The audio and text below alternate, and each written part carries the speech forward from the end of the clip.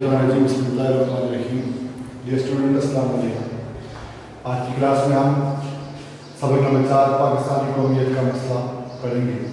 इस सबक के मुसन्निफ है डॉक्टर सैयद अब्दुल्ला, जो 1906 में पैदा होते हैं और 1986 में आपका इंतकाल होता है। इस सबक में पाकिस्तानी कौमियत का मतलब कौम, कि पाकिस्तानी कौम का मसला क्या है, कि मजमून 1961 में लिखा गया, 1961 में लिखा गया कि जब पाकिस्तान को बने हुए 14 साल गुजर चुके थे। मुसन्निफ डॉक्टर सैयद अब्दुल्ला कहते हैं कि पाकिस्तानी कौमियत अभी तक कुछ बूझ बजारत किस्म की चीज़ है। बूझ बजारत मीन पहेली बजवाना। इस तरह कभी कभी सवाल किया जाता है कि इस पहेली का जवाब क्या है, तो पाकिस्तानी कौमियत भी कुछ इस किस्म की पहेली है कि आया पाकिस्तानी कौमियत है क्या। कहते हैं मुसन्निफ कि जिसकी पहेली पूछने कि इस पहेली का जवाब जानने के लिए और उसको समझाने के लिए हमारे मुकर्ररों और मुहर्ररों को 14 बरस गुजरने के बाद भी शब और रोज़ मसरूफ रहना पड़ता है। पहेली क्या है कि पाकिस्तानी कौमियत क्या है। अब इस पहेली को बूझने और इस पहेली का जवाब देने कि पाकिस्तानी कौमियत क्या है, इसको समझाने के लिए हमारे मुकर्रमीन तकरीर करने वाले खतीबों और मुहर्ररों मीन राइटर्स तहरीर करने वालों को 14 बरस गुजरने के बाद, यानी 1947 से लेकर 1961 तक 14 बरस गुजरने के बाद भी दिन रात मसरूफ रहना पड़ता है। किसके लिए दिन रात मसरूफ रहना पड़ता है? पाकिस्तानी कौमियत क्या है। और मुसन्निफ खुद ही कहते हैं, हालांकि ये कौमियत का ये सवाल 1947 से पहले ही हल हो चुका था। कैसे हल हो चुका था कि मुसलमानों ने अंग्रेज और हिंदू से निजात हासिल करने के लिए एक अलग कौम की बुनियाद पर पाकिस्तान का मुतालबा किया था कि हम एक ऐसी कौम है जो हिंदू की महकूम बन के नहीं जिंदगी गुजार सकते, क्योंकि हमारी तर्ज माशरत, हमारी जिंदगी के असूल, जिंदगी गुजारने के तौर तरीके हिंदू से मुकम्मल तौर पर मुख्तलिफ हैं। तो इसलिए इसी अलग कौमियत की बुनियाद पर हमने एक अलग वतन का मुतालबा किया था। इसीलिए मुसन्निफ कहते हैं कि ये मसला, कौमियत का मसला तो 1947 से पहले ही हल हो चुका था। और पाकिस्तानियों की अलग कौमियत की दलील कि पाकिस्तानियों ने, मुसलमानों ने एक अलग कौमियत की पाकिस्तान के लिए जो दलील पेश की थी अंग्रेज के सामने, वो इतनी महकम और इतनी वाज़ेह थी, ये दलील इतनी मजबूत और इतनी वाज़ेह थी कि अंग्रेजों और हिंदुओं की कोई हुज्जतबाजी इसके सामने ना खड़ी रह सकी। हुज्जतबाजी मीन तकरार, बेसो तकरार, मनाजरा, झगड़ा कि पाकिस्तान मुसलमानों ने, हिंदुस्तान के मुसलमानों ने जो पाकिस्तान की सूरत में एक अलग वतन का मुतालबा किया था, ये मुतालबा, ये दलील इतनी मजबूत थी कि हिंदू और अंग्रेज की कोई बेसो तकरार, कोई मनाजरा, कोई झगड़ा इस बात के सामने कारबान ना रह सका। और उनको ये मानना पड़ा था कि पाकिस्तान के लिए जुदा कौमियत का जो सवाल उठाया जाता है वो 100% वाज़ेह और कतई है। किसको मानना पड़ा? अंग्रेज और हिंदू को मानना पड़ा कि मुसलमानों ने अलग वतन के लिए, अपनी अलग कौमियत के लिए जो सवाल उठाया है, जो मुतालबा किया है, ये 100% ठीक वाज़ेह है और कतई चीज़ है, मुकम्मल है, यकीनी, एक आखिरी चीज़ है और इसमें शक की कोई गुंजाइश नहीं। किसमें? इस मुतालबे में, अलग वतन के मुतालबे में किसी किस्म के शक की कोई गुंजाइश नहीं।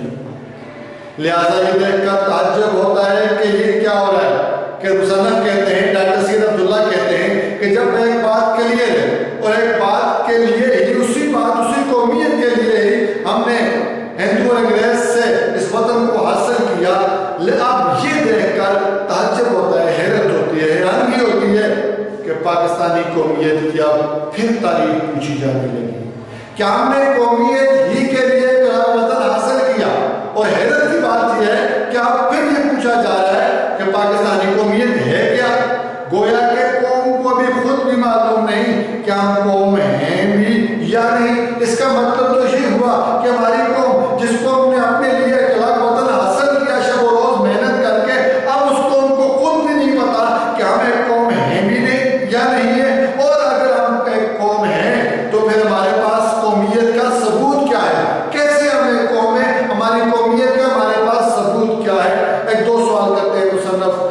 پیراگراف میں آگے جا کے مصنف کہتے ہیں کہ آگے اگر تحریک پاکستان کی تاریخ پر نظر ڈالی جائے کہ پاکستان کو حاصل کرنے کے لیے جو موومنٹ سٹارٹ ہوئی تھی، جو اسٹرگل سٹارٹ ہوئی تھی، جو کوشش شروع ہوئی تھی، اگر اس کی ہسٹری پر نظر ڈالی جائے، اگر اس کا احاطہ کیا جائے تو ایک بات اس کی ہر منزل پر صاف ابھری ہوئی دکھائی دیتی ہے۔ کس کی ہر منزل پر؟ تحریک پاکستان کی ہر منزل پر، ہر مقام پر، ہر موقع پر ایک بات بالکل صاف اور ابھری ہوئی واضح دکھائی دیتی ہے، واضح نظر آتی ہے کہ یہ تحریک مسلمانان ہند کی متفقہ تحریک تھی، کہ تحریک پاکستان، پاکستان کے لیے جو اسٹرگل، پاکستان کے لیے جو کوشش شروع ہوئی تھی، یہ صرف قائد اعظم کی کوشش نہیں تھی، یہ علامہ اقبال کی کوشش نہیں تھی، بلکہ یہ تحریک، یہ موومنٹ ہندوستان میں بسنے والے تمام مسلمانوں کے متفقہ اتفاق کے رائے سے بننے والی تحریک تھی۔ یعنی اگر یہ تحریک کے محرک قائد اعظم یا علامہ اقبال ہیں تو اس کے پیچھے ہندوستان کے مسلمان ہیں، اس کے محرک وہ ہیں، تو ایک بات، یہ بات تاریخ پاکستان کی ہر منزل پہ نظر آتی ہے، ہر منزل پہ واضح نظر آتی ہے کہ تحریک پاکستان جو تھی وہ ہندوستان کے مسلمانوں کی اتفاق کے رائے سے بنائی جانے والی تحریک تھی۔ اب یہ تحریک کیوں اٹھائی گئی، یہ تحریک کیوں شروع کی گئی؟ جو اس لیے اٹھائی گئی تھی کہ مسلمانوں کو یہ محسوس ہو رہا تھا، ہندوستان میں بسنے والے مسلمانوں کو یہ لگ رہا تھا، یہ محسوس ہو رہا تھا کہ مشترکہ ہندوستان میں ان کی روایات، ان کی زبان اور ان کے مخصوص طرز زندگی کے زندہ رہنے کے امکانات کم ہوں گے۔ مسلمانوں نے تحریک پاکستان کیوں شروع کی؟ اللہ وطن کا مطالبہ کیوں کیا؟ پاکستان کے لیے اسٹرگل کیوں کی؟ اس لیے کی کہ مسلمانوں کو، ہندوستان میں بسنے والے مسلمانوں کو یہ محسوس ہو رہا تھا کہ مشترکہ ہندوستان وہ ہندوستان جہاں مسلمان بھی ہیں، جہاں ہندو بھی ہیں، جہاں سکھ بھی ہیں، جہاں انگریز بھی ہیں اور چھوٹے موٹے اور بہت سے مذاہب بھی ہیں، تو اس مشترکہ ہندوستان میں ان کی روایت سے نکلا، روایت کی جمع روایات، روایت کا مطلب کسی بات کی نقل کرنا، مین اپنے آبا و اجداد کے نقش قدم پہ چلنا، تو ان کی روایات یعنی یہاں ان کا یا ہندوستان کے مسلمانوں کا ہندوستان میں رہتے ہوئے اپنے آبا و اجداد کی نقش قدم پہ چلنا۔ دوسری بات ان کی زبان اردو اور ان کے مخصوص طرز زندگی، ان کا جو لائف سٹائل تھا، زندگی گزارنے کے جو طور طریقے تھے، یہ مخصوص انداز کے تھے، کسی اور مذہب کے اندر یہ طور طریقے نہیں تھے۔ تو ان تین چیزوں کے زندہ رہنے کے امکانات کم ہوں گے۔ کہاں؟ مشترکہ ہندوستان میں۔ کون سی تین چیزیں؟ ان کی روایات، ان کی زبان اور ان کا مخصوص خاص زندگی گزارنے کے طور طریقے، ان کا مشترکہ ہندوستان میں رہتے ہوئے اس کے امکانات کم ہوں گے۔ اور دوسری بات، ہندوستان میں بسنے والے مسلمانوں کو یہ بھی ڈر تھا اور انہیں یہ ڈر تھا کہ کسی مشترک نظام میں ان کی ساری تہذیبی ہستی مٹ جائے گی، کہ ان کی جو تہذیبی ہستی ہے، ان کی زندگی گزارنے کے جو اسپیشل طریقے ہیں، جو خاص طریقے ہیں، وہ مخصوص طریقے ہیں، اسی مشترکہ نظام کے اندر رہتے ہوئے یہ بالکل ختم ہو جائیں گے، صفحہ ہستی سے مٹ جائیں گے، ختم ہو جائیں گے۔ اس سے ان دو باتوں سے یہ معلوم ہوتا ہے کہ ان دو باتوں سے کہ ان کی روایات، ان کی زبان، ان کی مذہب وغیرہ سب کچھ ختم ہو جائے گا، اور دوسری بات یہ کہ ان کی زندگی گزارنے کے طور طریقے ٹوٹلی ختم ہو جائیں گے، مکمل طور پر ختم ہو جائیں گے۔ اس سے یہ معلوم ہوا کہ مسلمان اپنی تہذیب اور زندگی کے اس نقطۂ نظر کو چھوڑنے کے لیے تیار نہ تھے جس کی بنیاد دین اسلام پہ تھی۔ تو ظاہر ہے مسلمان، ان باتوں سے یہ معلوم ہوتا ہے کہ مسلمان اپنے رہن سہن، اپنی شائستگی اور اپنی زندگی کے اس نقطۂ نظر، اس پوائنٹ آف ویو کو چھوڑنے کے لیے تیار نہیں تھے جس کی بنیاد دین اسلام نے دی تھی۔ کہ دین اسلام نے کیا دیا تھا؟ ان کو اپنی زندگی اسلام کے سنہرے اصولوں کے مطابق گزارنے پہ دی تھی۔ تو مسلمان دین اسلام کو چھوڑ کے اس مشترکہ نظام میں اپنی تہذیبی ہستی کو بٹانے پہ راضی نہیں تھے۔ تو مصنف یہ کہتے ہیں کہ گویا مسلمانان ہند اپنی ہزار سالہ تہذیبی وراثتوں کو مشترکہ نظام کے خطروں سے بچانے کے لیے مضطرب تھے۔ یہ روایات، یہ زبان،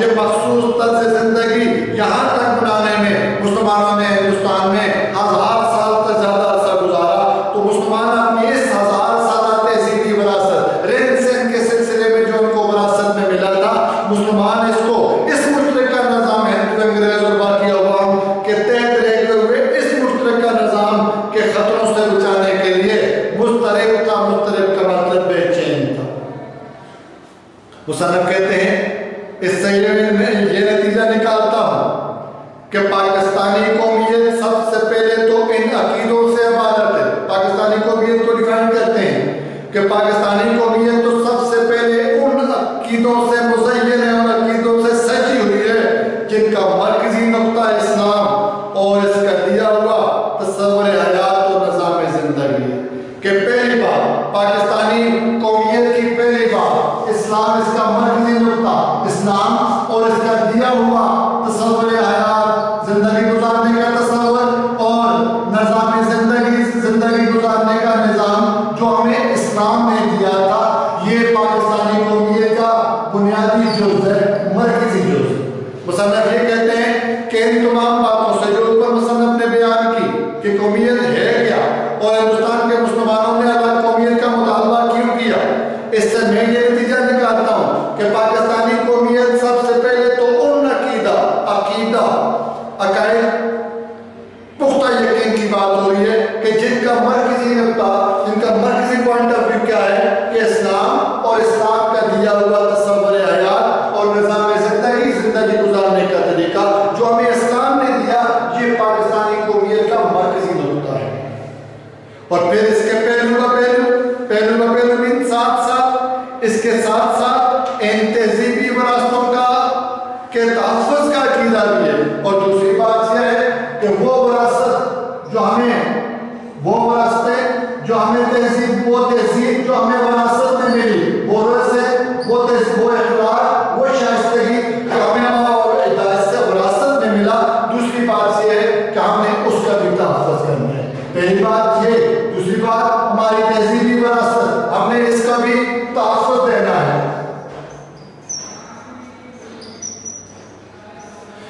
ہم نے تہذیبی وراثتوں کو تحفظ کا، ہمارا پختہ یقین، ہمارا دوسرا عقیدہ یہ کہ ہم نے تہذیبی وراثت کو بھی محفوظ کرنا ہے جن کو ہندوستان کی متحدہ قومیت میں محفوظ کرنے یا ترقی دینے کی گنجائش نہیں تھی. کن کو؟ اس مرکزی عقیدے کو بھی، اور دوسری بات اپنی تہذیبی وراثت. ان دو باتوں کو مشترکہ ہندوستان متحدہ قومیت میں وہ مختلف قوموں کے ساتھ مل جل کر رہنے میں نہ تو ہم اپنے اسلامی تصور حیات اور نظام زندگی کو محفوظ رکھ سکتے ہیں اور نہ ہی ہم اپنے وراثت، اپنی تہذیب جو ہمیں وراثت میں ملی تھی، ہم اس کو محفوظ رکھ سکتے ہیں. مصنف کہتے ہیں یہ تو رہے مرکزی عقیدے. کون سے؟ اسلام اور اس کا دیا ہوا تصور حیات اور نظام زندگی اور وہ تہذیب، وہ جو ہمیں وراثت میں ملی، یہ رہے مرکزی عقیدے. یہ تو رہے مرکزی عقیدے. اب اس کے ہمراہ پاکستانی قومیت کی جغرافیائی تقاضوں اور حدوں کا جائزہ لینا بھی ضروری ہے. فرسٹ آف آل جغرافیہ، وہ علم جو سطح زمین کی سطح، اس کی آبادی، نباتات اور حیوانات اور طبی تقسیم بتائے، اسے ہم جغرافیہ کہتے ہیں. ٹھیک. اب پاکستان کی جغرافیائی ضروریات کیا ہے، اس خطہ کی ضروریات کیا ہے اور اس کی باؤنڈریز، اس کی حدوں کا جائزہ لینا بھی ضروری ہے. کیونکہ قومیت کی ایک مسلمان بنیاد کوئی خطہ یا وطن بھی ہے. ڈاکٹر سید عبداللہ کہتے ہیں کہ قومیت کی ایک تسلیم شدہ، مسلمان تسلیم شدہ کہ قومیت صحیح معنوں میں قومیت تب بنتی ہے جب اس کے پاس زمین کا کوئی ٹکڑا یا وطن ہوگا. تو قومیت کی ایک مسلمان بنیاد، تسلیم شدہ بنیاد، کوئی زمین کا ٹکڑا یا کوئی وطن ہونا ضروری ہے. مصنف اس بات کو سمجھانے کے لیے ایک تشبیہ کا سہارا لیتے ہیں کہ اگر قومیت کے مسئلے کو ایک تشبیہ کی صورت میں سمجھانا ہو، تشبیہ کسی چیز کو کسی چیز کی مانند قرار دینا، تو قومیت کے مسئلے کو ایک تشبیہ کی صورت میں سمجھانا ہو تو ہم کہیں گے کہ قومیت کا ایک ظاہر ہے اور ایک باطن.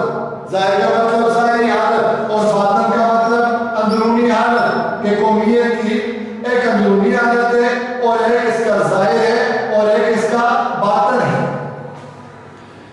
تو قومیت کا ایک ظاہر ہے جو ظاہری طور پہ ہمیں نظر آ رہا ہے اور ایک باطن ہے. ظاہر کیا ہے؟ اس کی باؤنڈری سے، جس طرح پاکستان 7,96,096 مربع کلومیٹر اس کا ظاہر ہے، اور باطن کیا ہے؟ مصنف بتاتا ہے کہ قومیت کے مسئلے کو ایک تشبیہ کی صورت میں سمجھانا ہو تو ہم یہ کہیں گے کہ قومیت کا ایک ظاہر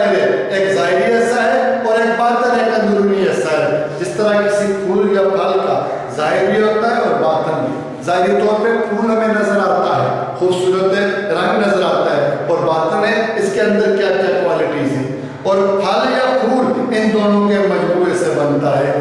کس کے دونوں کے مجموعے سے بنتا ہے؟ ظاہر اور باطن کے مجموعے سے بنتا ہے.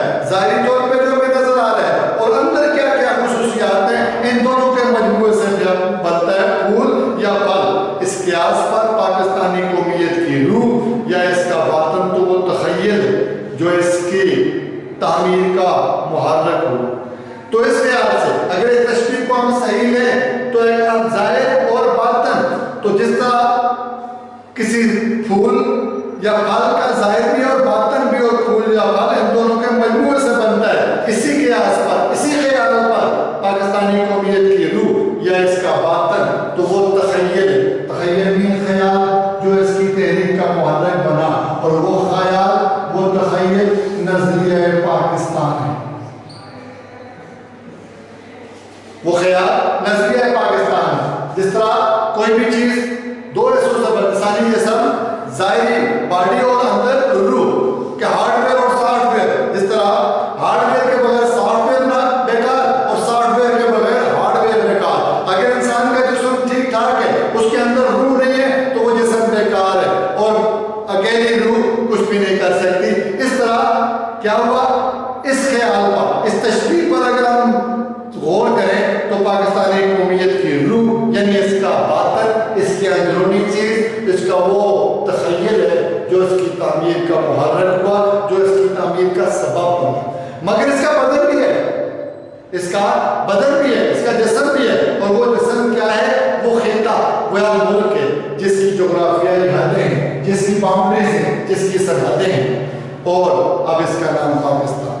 یعنی کہنا یہ چاہتا ہے مصنف کہ ہر قومیت کا ایک ظاہر اور باطن ہوتا ہے. ظاہر تو نظر آتا ہے باؤنڈریز کی صورت میں، اور باطن وہ نظریہ ہوتا ہے، وہ عقیدہ ہوتا ہے جو اس کی تعمیر کا محرک بنتا ہے. تو یہاں بھی نظریہ پاکستان کہہ سکتے ہیں، اور وہ عقائد ہیں جن کے تحت ہم نے انگریز اور ہندو کی غلامی سے آزادی حاصل کرنے کے لیے کام کیا. اسلام میں تصور حیات، اسلام میں نظام زندگی اور اپنی تہذیبی وراثتوں کے لیے یہ ہمارا اس کا باطن ہے. اور ظاہر باؤنڈریز اس کی آ گئی تو یہ پاکستان ہے. اس تشبیہ سے یہ واضح ہو جاتا ہے کہ پاکستان کی روح یعنی اس کا تخیل تبھی زندہ رہ سکتا ہے، اس کی روح، اس کا باطن تبھی زندہ رہ سکتا ہے جب روح کے ساتھ بدن کی بھی حفاظت کی جائے. ظاہر ہے بدن اور روح لازم اور ملزوم ہے، ایک کی حفاظت دوسری کی حفاظت آٹومیٹیکلی. تو پاکستان تب وجود میں رہ سکتا ہے، پاکستان کا تخیل، پاکستان کی روح، پاکستان کا عقیدہ، پاکستان کا نظریہ اس وقت تک محفوظ رہ سکتا ہے جب ہم اس روح کے ساتھ ساتھ اس بدن کی بھی حفاظت کریں، مین اپنے وطن کی بھی حفاظت کریں، اس کی سرحدوں کی بھی حفاظت کریں. اسی طرح اس کا بدن تبھی صحیح معنوں میں ایک زندہ ہستی بن سکے گا. اور بدن کیسے محفوظ رہے گا؟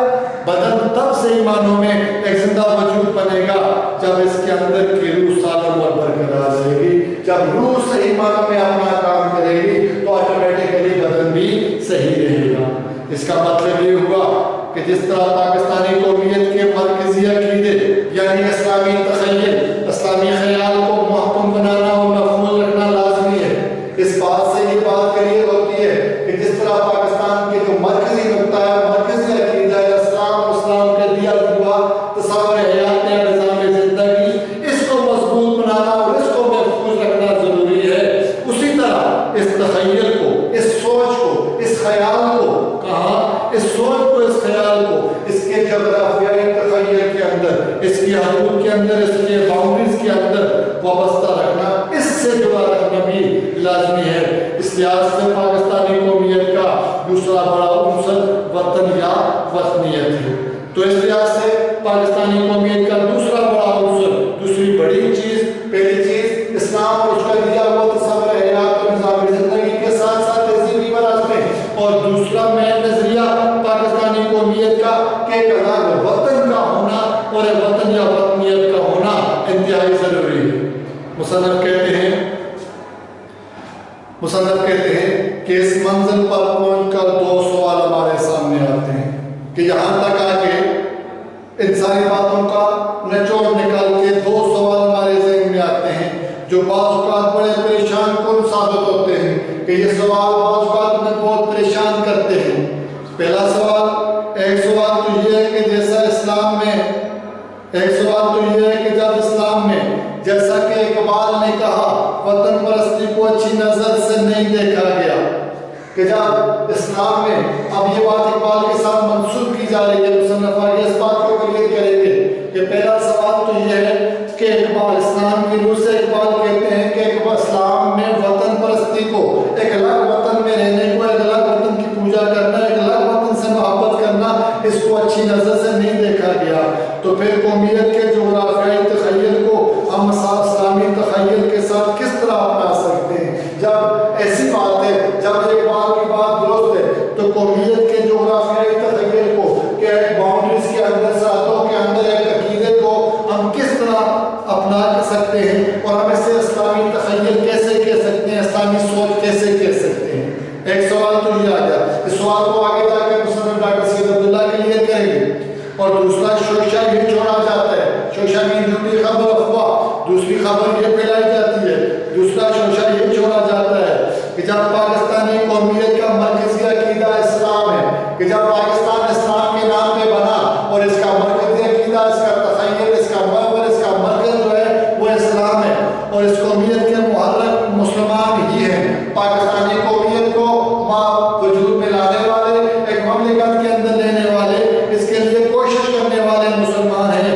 تو اس صورت میں غیر مسلموں کے لیے پاکستان میں رہنے اور اس میں ایک وفادار شہری بننے کی مجبوری کیوں ہے؟ کہ پاکستانی جو غیر مسلم جو ہیں وہ پاکستان میں کیوں رہ رہے ہیں اور ہم ان سے یہ توقع کیوں کرتے ہیں کہ وہ پاکستان کے لیے ایک مفید، فائدہ مند شہری بنے؟ اس اسٹیج پہ آ کے مصنف دو سوال کرتے ہیں، آگے جا کے مصنف ان دونوں سوالوں کو کلیئر کریں گے، یہ انشاءاللہ سیکنڈ کلاس میں۔ Thank you.